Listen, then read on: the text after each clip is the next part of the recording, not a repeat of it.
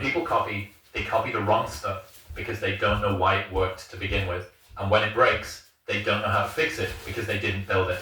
So don't sweat it. Copycats will always be behind. Good shit. But success is the only revenge. Yeah. It is such a lovely. There's that. Wait till I start behind it. Damn right. Yeah. So, I was 15 years old. So this was really early in my life. Still jacked. Still jacked. Always jacked. Perma-jacked. And this sounds so lame. So, I had this teacher. So I'm a freshman in high school. And I might have been 14, whatever the age is.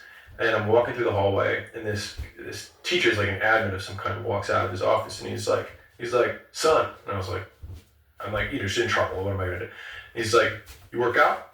And I was like, no. He's like, why not? I was like, I don't know how. He's like, I'll show you. He's like, you got the genes.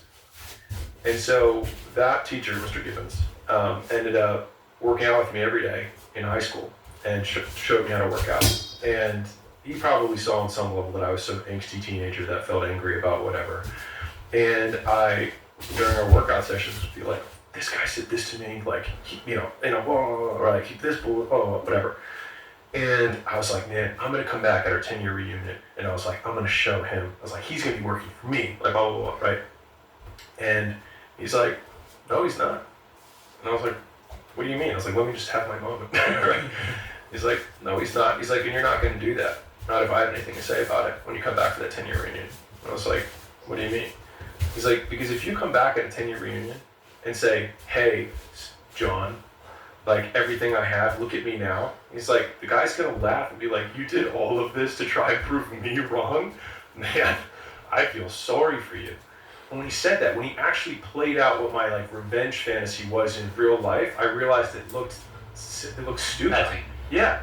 I looked like the beta in the fucking situation, right? Yeah. And so he was like, the only thing that you can do is win so big that all of them constantly compare themselves to you, and then you'll forget they exist.